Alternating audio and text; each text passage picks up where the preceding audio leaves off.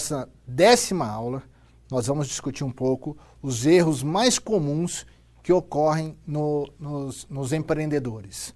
Como é que eles podem superar esses erros para evitar que seu negócio dure muito pouco tempo, para que você possa ter uma condição de ter uma permanência maior do seu negócio. Então vamos a esses erros mais comuns da mortalidade de empresas no Brasil. Os erros mais perigosos e mais comuns que existem são, primeiro, não identificar adequadamente qual será o seu novo negócio.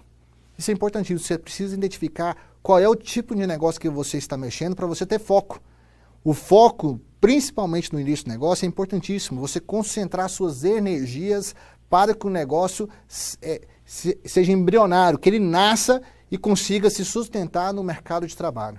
Então tenha claramente qual é o seu negócio. Saiba qual é a sua missão dentro da sua empresa. Qual é a visão que você espera alcançar com a sua empresa.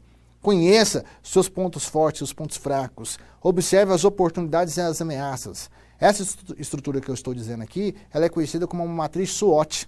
A matriz SWOT, ela faz isso. Ela identifica oportunidades, ameaças, pontos fortes e pontos fracos. Conheça o negócio, o seu produto, qual é o diferencial do seu produto dentro do mercado para que você consiga divulgar isso de forma mais efetiva.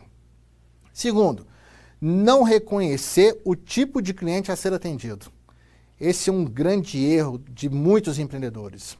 Alguns empreendedores chegam a achar que o cliente que precisa dele, que você está fazendo um favor para o cliente atender o cliente.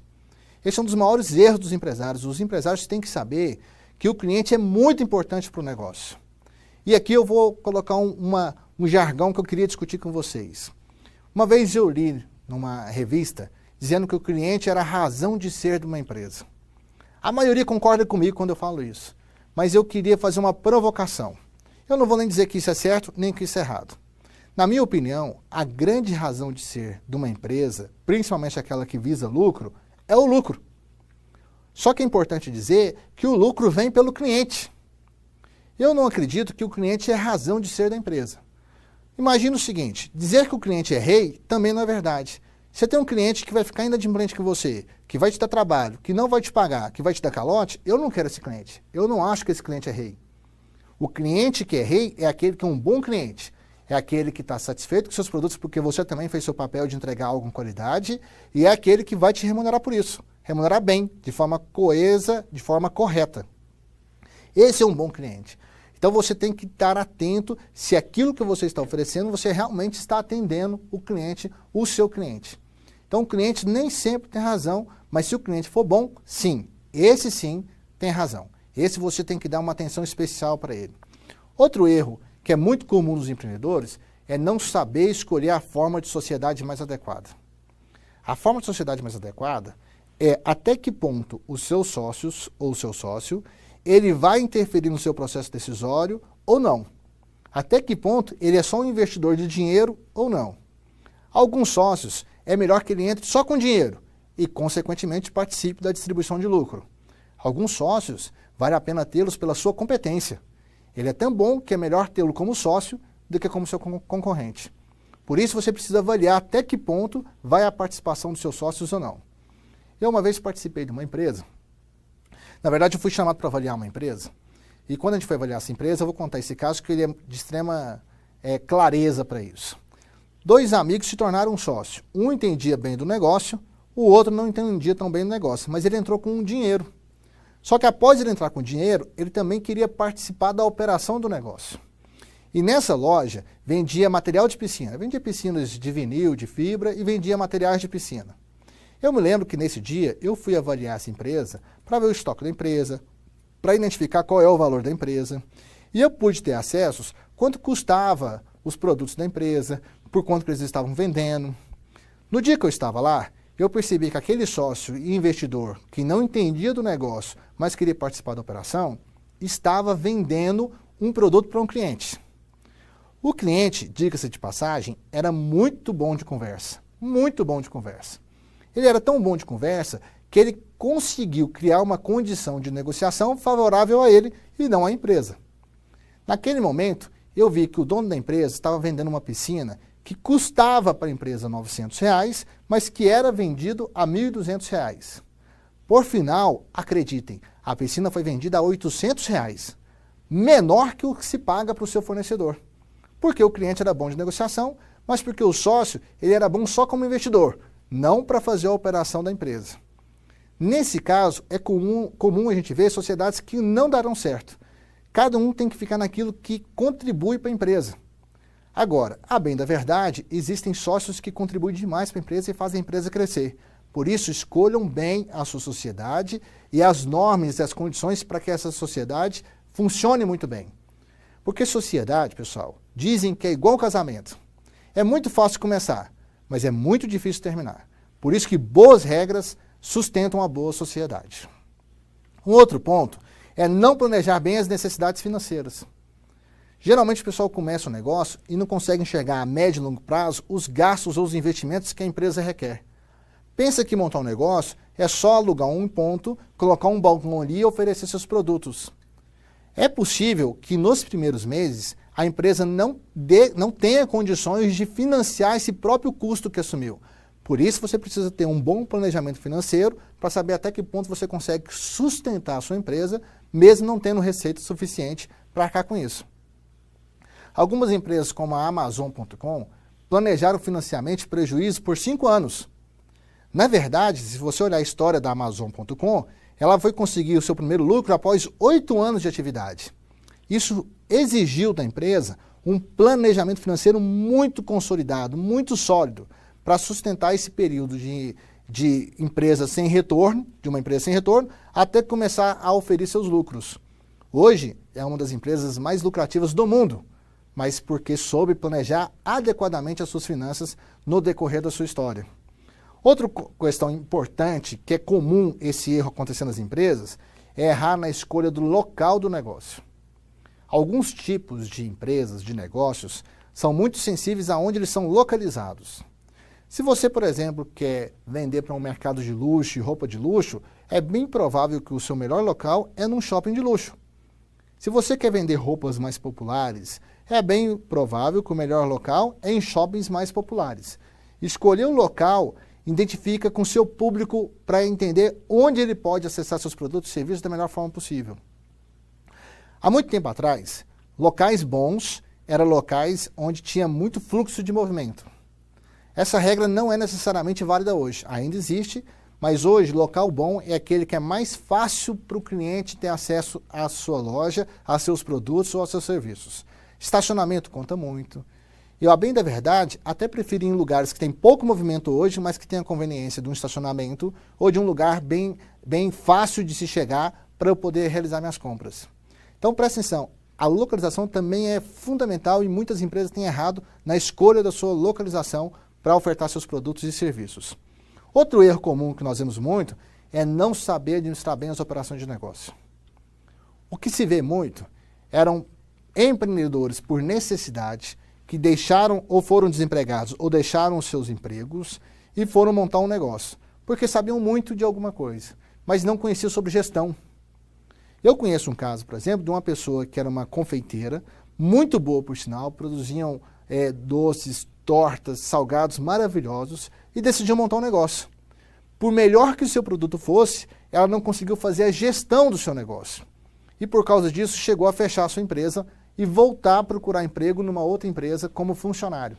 Esse cuidado tem que se ter, porque montar um negócio não é só ter um bom produto. Você precisa hoje ter uma base de conhecimento de gestão para sustentar o seu negócio e manter esse negócio, até o próprio nome fala, esse negócio, né, ainda operando de forma comercial no mercado. Isso é extremamente importante.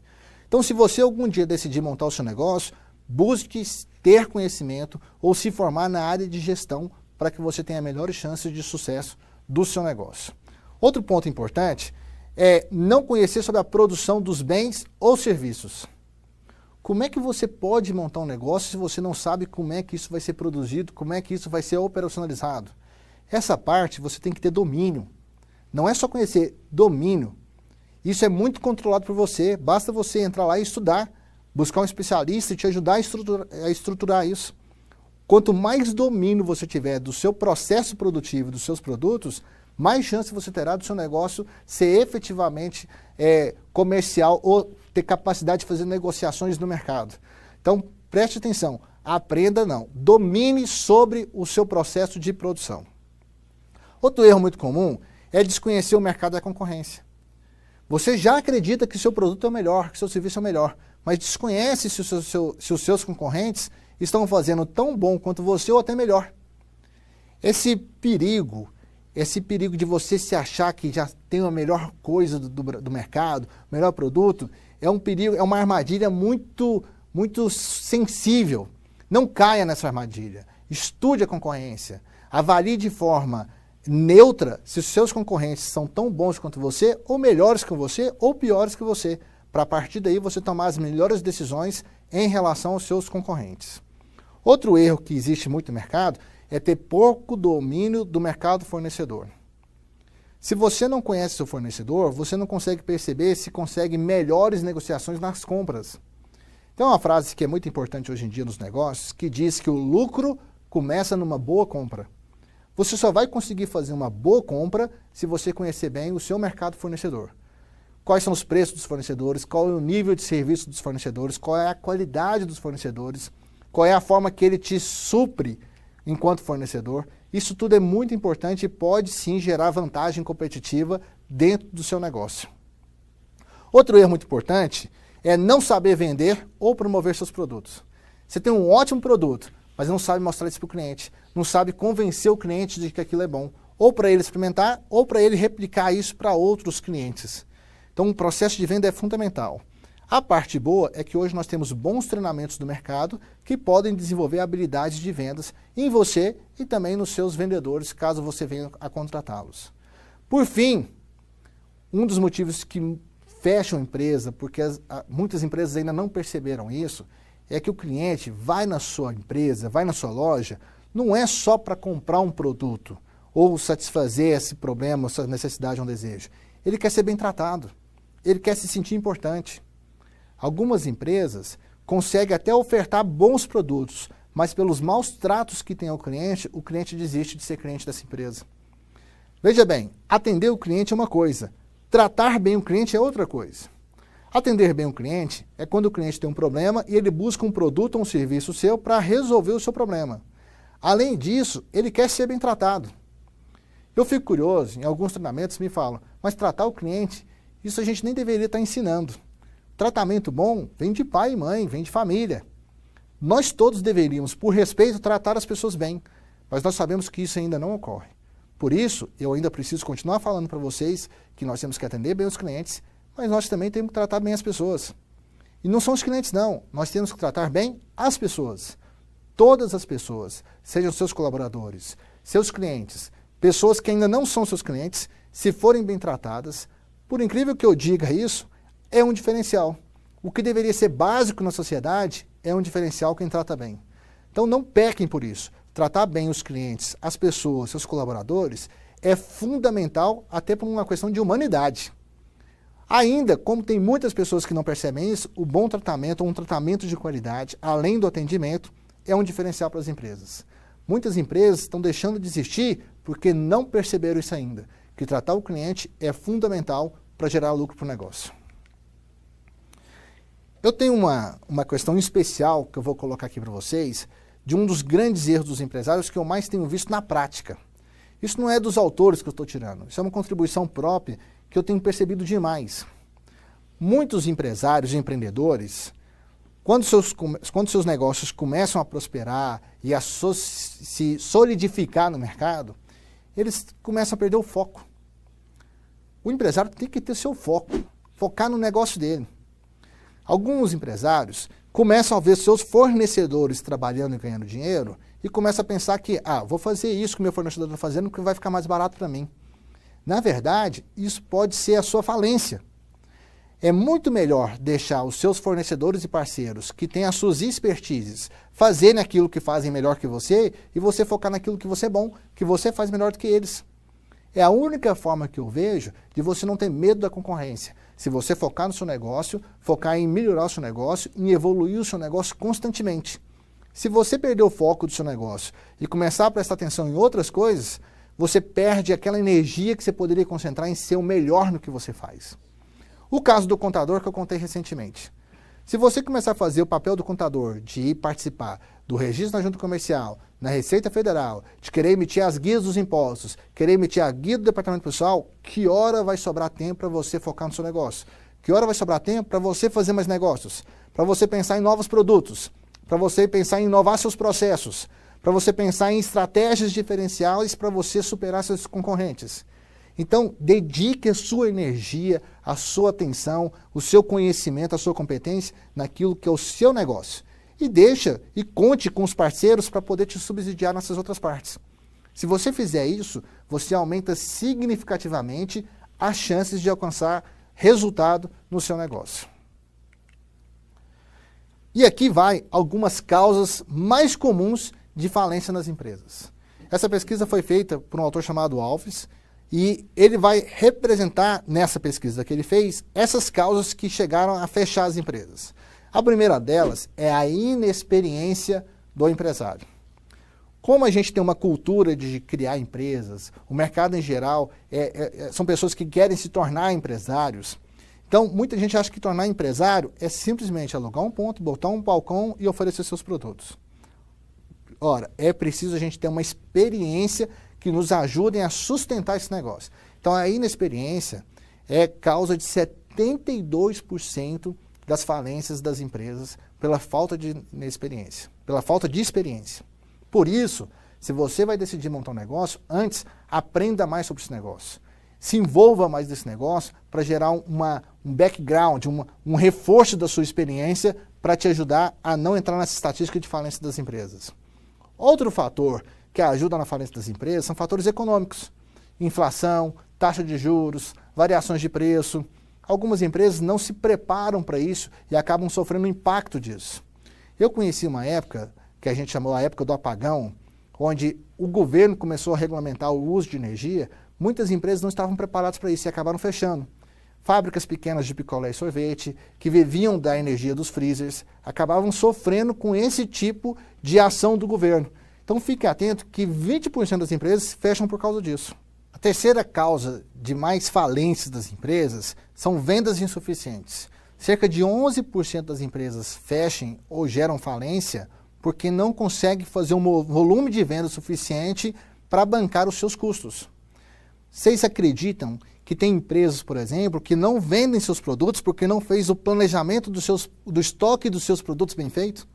É comum você chegar numa empresa querendo comprar um produto dessa empresa e ela virar para você e dizer: meu produto acabou, eu não tenho estoques para te oferecer. Uma empresa que chega nesse nível de falha para atender o seu cliente, perceba que o cliente, a partir do momento que ele tem um desejo ou uma necessidade, se ele não encontrar isso na sua empresa, ele vai procurar o seu concorrente.